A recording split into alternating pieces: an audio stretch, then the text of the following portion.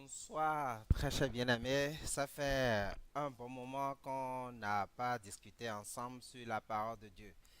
Aujourd'hui, nous allons parler du prochain et nous allons parler de ce que c'est que le prochain et surtout l'amour.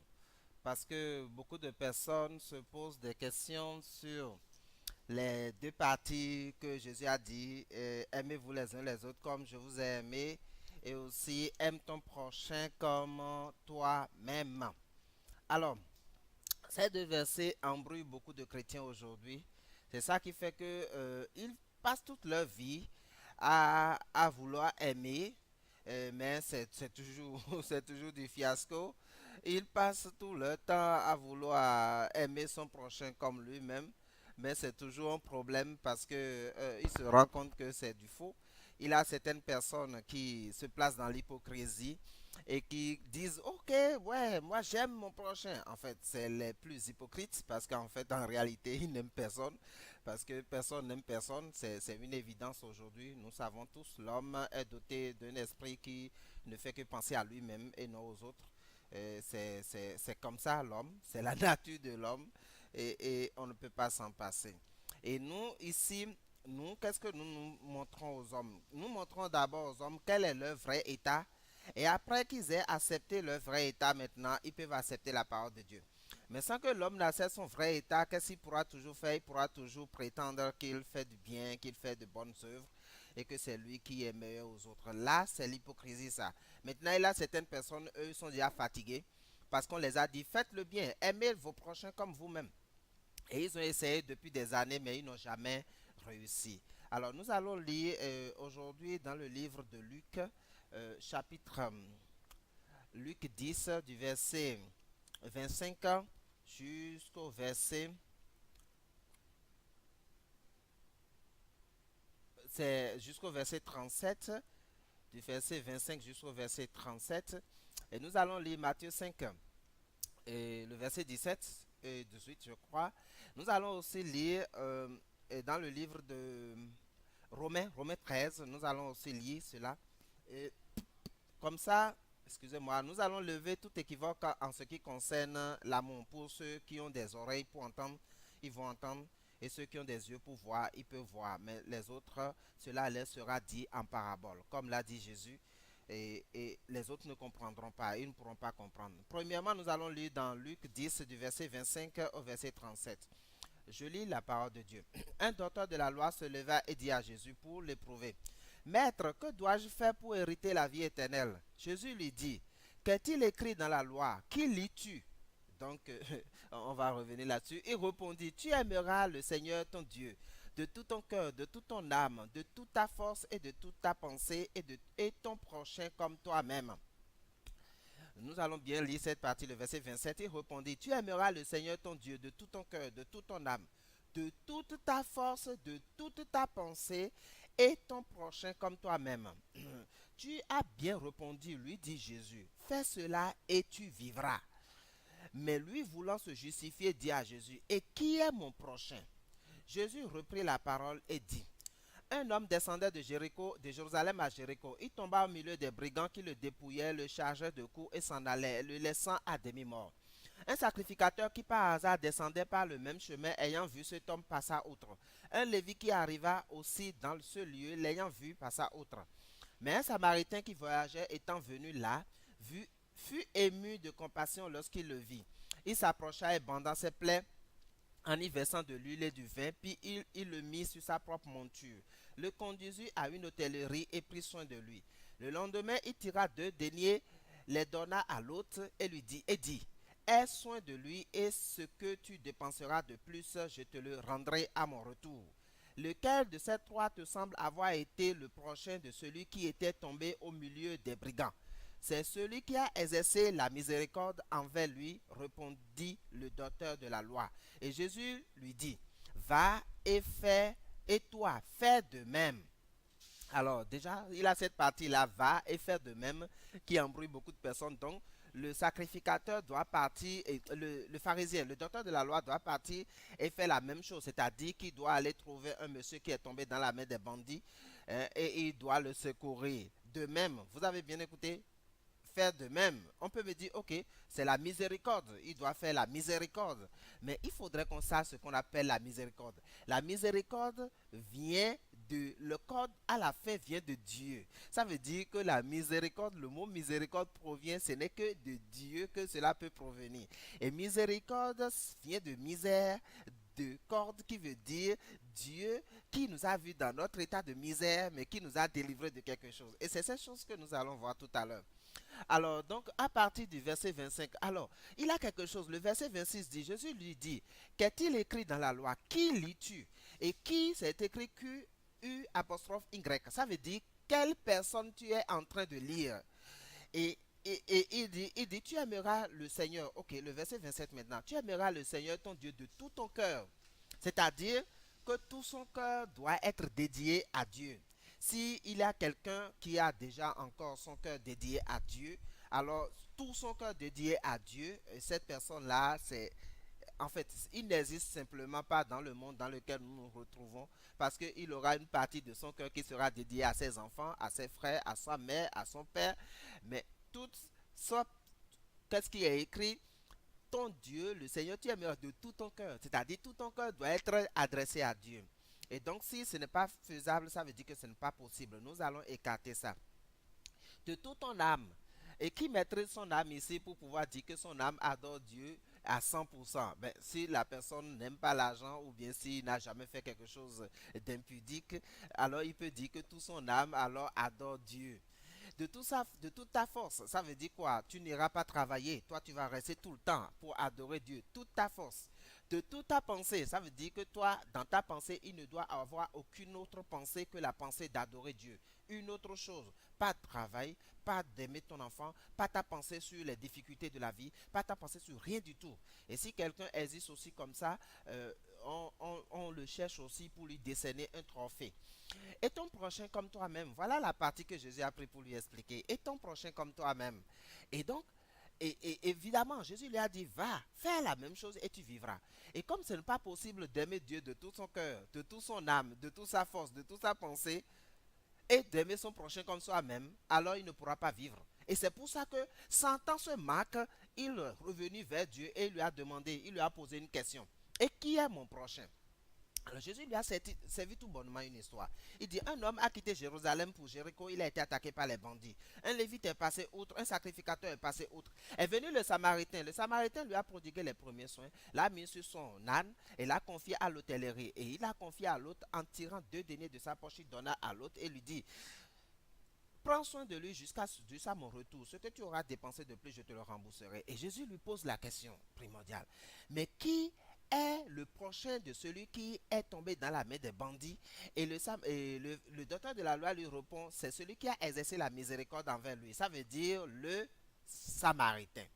Alors, très cher bien-aimé, notre prochain, pour ceux qui ne le savent pas encore, c'est le Christ. Et je vais expliquer pourquoi notre prochain c'est le Christ. Nous allons passer de verset en verset. Parce que beaucoup de personnes ont cherché leur prochain à aimer depuis longtemps, ils n'ont jamais trouvé. Parce qu'ils ont trouvé des gens, ceux qui les ont, soit ils ont un bon cœur envers cette personne-là, la personne les a dribblés, et soit eux, c'est eux-mêmes qui arrivés à un niveau donné, font semblant d'aimer, comme je l'ai dit dans mon introduction, ainsi de suite. Il a plein de trucs. Mais le problème principal, c'est que personne ne peut aimer son prochain comme soi-même, c'est-à-dire personne. Quoi qu'en soit ce qui s'est passé, personne ne peut aimer son prochain comme soi-même. Et alors, celui qui est tombé dans la main des bandits, c'est la représentation de nous.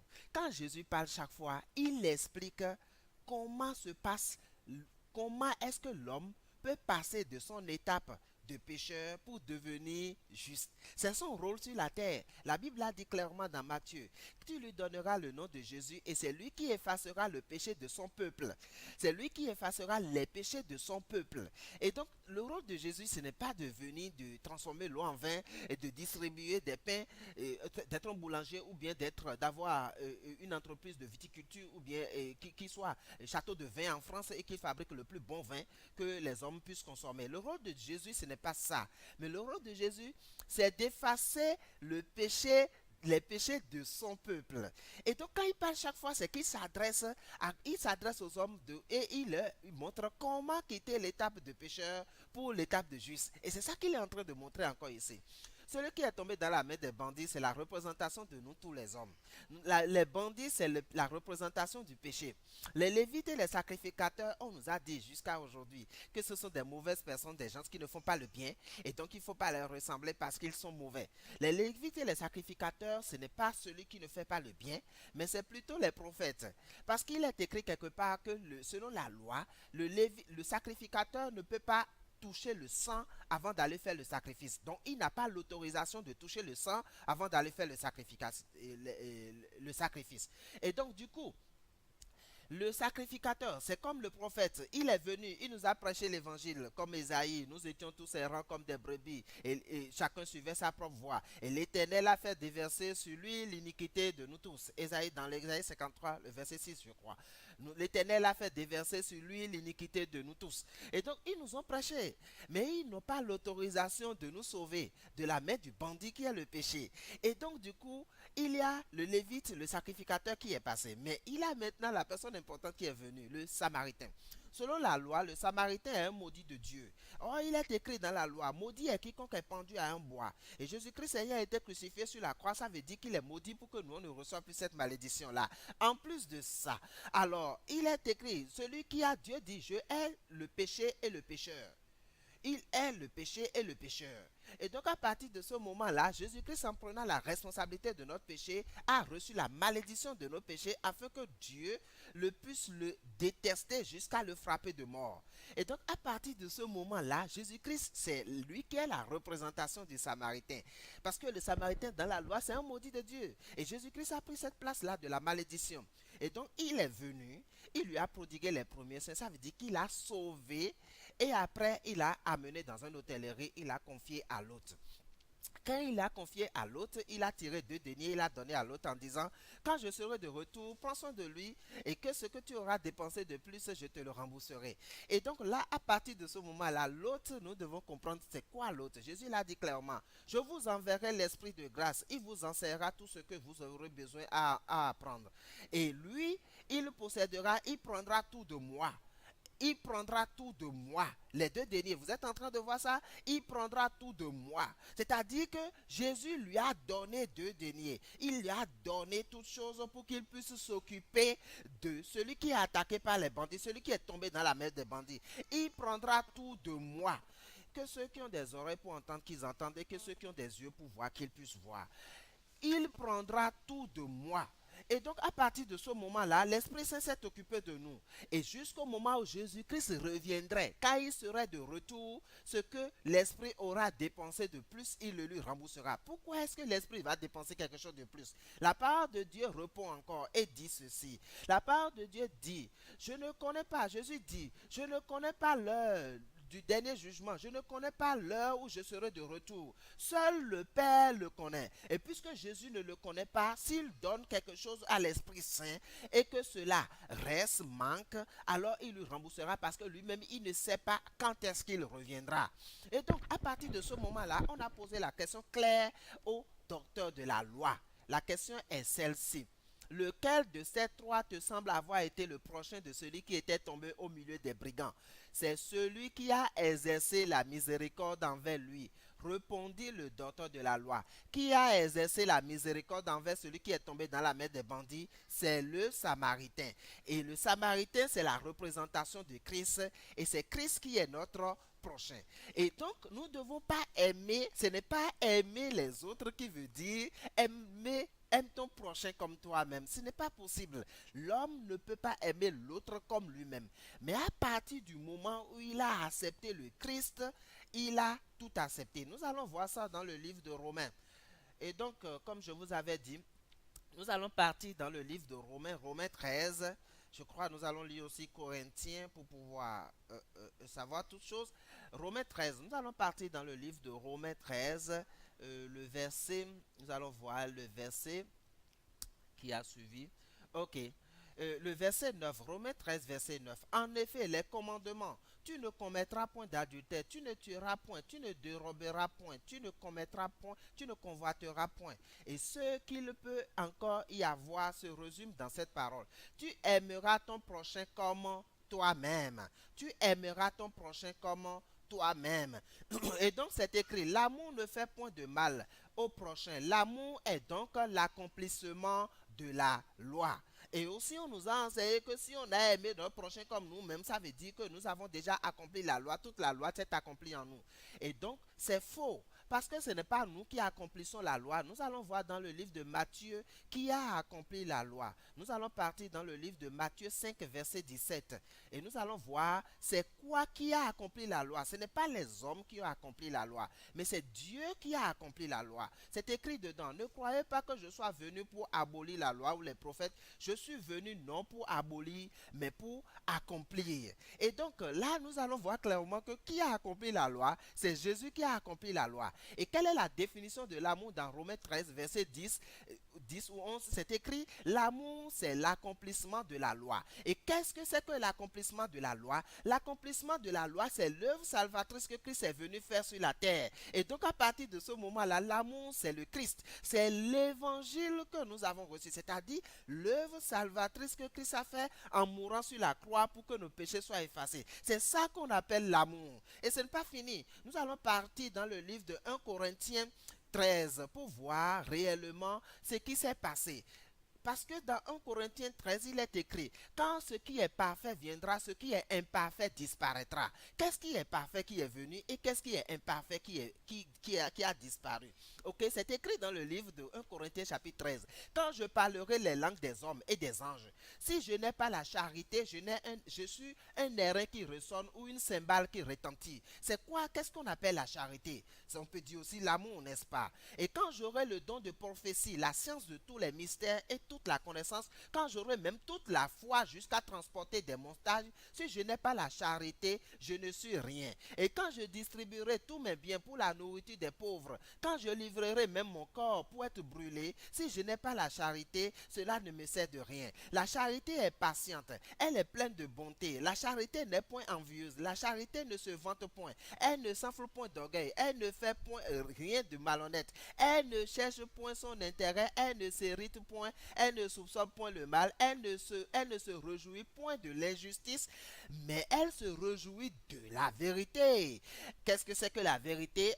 On en a parlé plusieurs fois. Elle excuse tout, elle croit tout, elle espère tout, elle supporte tout. La charité ne périt jamais. Les prophéties prendront fin, les langues cesseront, la connaissance disparaîtra, car nous connaissons en partie et nous prophétisons en partie. Alors, qu'est-ce qu'il a dit cette parole-là? Jésus a dit, il a dit, les prophéties passeront, toutes choses passeront, mais ma parole ne passera jamais. Alors, qu'est-ce qui est écrit ici? La charité ne périt jamais. Les prophéties prendront fin, les langues cesseront, la connaissance disparaîtra, mais la charité restera toujours. Alors, qu'est-ce que c'est que la charité? Toutes choses passeront, mais ma parole ne passera jamais. Nous allons continuer car nous connaissons en partie et nous prophétisons en partie. Mais quand ce qui est parfait sera venu, ce qui est partiel disparaîtra. Qu'est-ce qui est parfait et qu'est-ce qui est partiel? Nous tous, nous reconnaissons aujourd'hui que l'homme n'a pas d'œuvre parfaite et que toutes les œuvres des hommes sont imparfaites. Et donc les œuvres des hommes sont partielles. Et donc qu'est-ce qui est alors parfait qui a effacé ce qui est imparfait, ce qui est partiel? C'est l'œuvre de Dieu qui a effacé l'œuvre des hommes qui est imparfait et qui est partiel. Alors, on dit, lorsque j'étais enfant, je parlais comme un enfant, je pensais comme un enfant, je raisonnais comme un enfant. Lorsque je suis devenu homme, j'ai fait disparaître ce qui était de l'enfant. Et donc, à partir du moment où la charité vient, la charité est la chose la plus parfaite et ce qui est imparfait, c'est les œuvres des hommes. Et donc, l'œuvre du Christ qui est la charité, parce que c'est écrit, la charité ne périt jamais. La charité ne périt jamais. Les prophéties prendront fin, les langues cesseront, la connaissance disparaîtra, mais la charité ne périt jamais. Par exemple, si vous aimez votre frère, vous aimez votre soeur, si il arrivait, ne serait-ce qu'il disparaît de la vie, c'est-à-dire où vous mourrez, où la charité, ce type de charité que vous voulez faire, lui, il périt. parce que même vous êtes tous en vie et que tu as aimé ton prochain comme tu le penses, tu l'as aimé de tout ton cœur et il t'a fait quelque chose en retour qui n'est pas bien, à partir de ce moment-là, tu peux, toi, suspendre cet amour-là ou dire, je ne vais plus lui faire des choses telles que je suis en train de lui faire. Et ça veut dire que cet amour que tu penses là avoir est mort ce jour-là. Ça n'existe plus. Mais la charité, l'amour de Dieu, lui, ne périt jamais. Et c'est pour ça qu'on dit, les prophéties prendront fin, les langues cesseront, la connaissance disparaîtra, mais la charité ne périt jamais. Et donc, on a dit, la parole de Dieu dit, toutes choses passeront, mais ma parole ne passera jamais. C'est-à-dire, c'est la parole de Christ. C'est-à-dire, l'œuvre salvatrice que Christ est venu faire sur cette terre, qu'on appelle la charité. Que ceux qui ont des oreilles pour entendre, qu'ils entendent, et que ceux qui ont des yeux pour voir, qu'ils puissent voir. Merci beaucoup. Nous allons nous en arrêter là pour aujourd'hui. Et nous avons circulé dans la Bible pour parler de prochain. Prochain, beaucoup de personnes ont pensé, ok, le prochain c'est mon second là, celui qui est à côté de moi. Et ils font tout possible pour aimer leur prochain, mais ça ne marche jamais. En fait, il y a certains, comme je l'ai dit dans mon introduction, qui essaient d'aimer, qui essaient de faire de bonnes choses, et les autres leur répondent en retour en mauvais. Il y a d'autres qui font semblant d'aimer, ils disent, ok, je t'aime mon frère, mais derrière, ils font que des choses pour pouvoir créer de problèmes à l'autre. Et puis, il y a d'autres qui pensent que, ok, eux, ils font moitié bien, ils font moitié mal, ils aiment un peu, ils n'aiment pas un peu. Et donc, chaque personne ajoute ce qu'il veut dans la vie. Mais ce que l'homme ne sait pas, et c'est ça qui embrouille toute la planète Terre, et que tout le monde court derrière quelque chose qu'ils n'atteindront jamais. Comme quelqu'un m'a dit qu'il a rencontré un enfant un jour qui creusait un trou à la plage et qui allait chercher de l'eau de mer qui le versait dans le trou à la plage. Vous imaginez que ce trou ne sera jamais rempli. Et c'est comme ça que les hommes sont. Et nous allons lire ce que Dieu a parlé clairement de ce que les hommes sont dans le livre de Job. Dans Job 11, il a expliqué clairement ce que c'est qu'un homme. Il a dit... dans Job 11, il dit ceci clairement.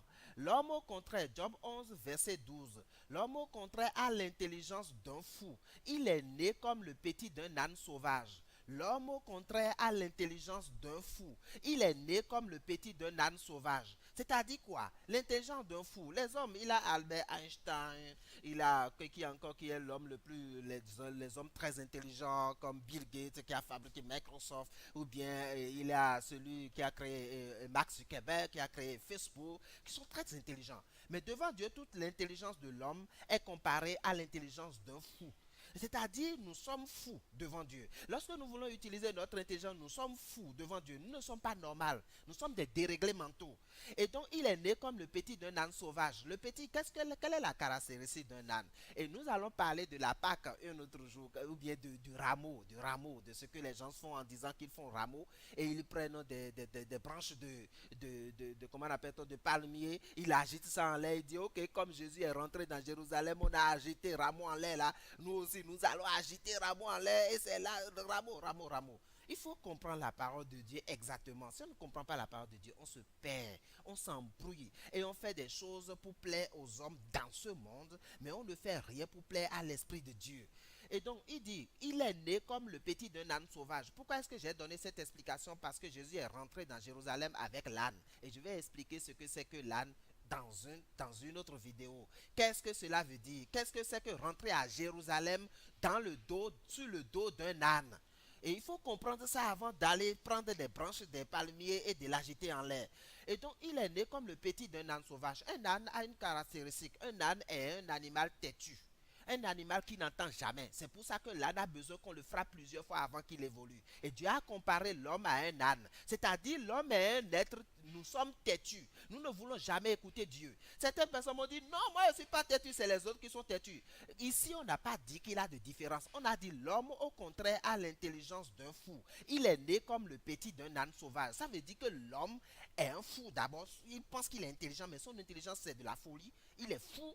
Et en deuxième position, il est né comme le petit d'un âne sauvage. Ça veut dire qu'il est têtu devant Dieu. Il ne veut pas écouter ce que Dieu lui dit. Il n'écoute jamais. Et ce n'est pas distinction. Ce n'est pas que le pasteur, lui, il écoute ce que Dieu dit et les fidèles n'écoutent pas. C'est l'homme d'une manière. homme sur cette terre vit comme un âne sauvage. Il est fou et il a l'intelligence.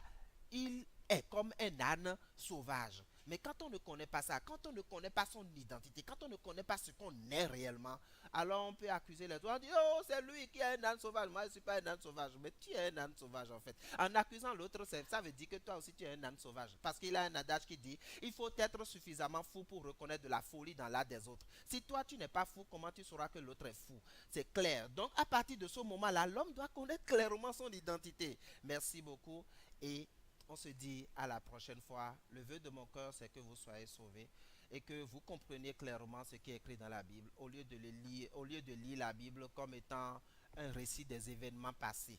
Et comme l'histoire qu'on nous a enseigné quand on était au cours primaire, allez réciter l'histoire et on commence par réciter l'histoire de Samori Touré, de El Hadj Omar ou bien de Louis XIV en France et ainsi de suite. Non, ce n'est pas l'histoire des événements passés, mais la Bible est plus profonde que ça.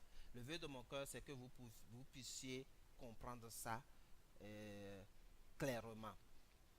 Le verset 8 de Job 11 pour finir. Elle est aussi haute que les cieux. Que feras-tu? Plus profonde que le séjour des morts. Que sauras-tu? Alors, on parle de la parole de Dieu comme ça. C'est comme ça que la parole de Dieu est. Elle est aussi haute que les cieux. Que feras-tu?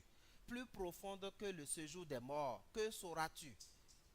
La parole de Dieu est plus profonde que ce qu'on lit et de manière passagère et on continue notre chemin. Merci beaucoup et passez une agréable journée selon le moment où vous avez suivi cette vidéo, une agréable soirée, un bon matin, une bonne nuit. Merci et que Dieu vous bénisse.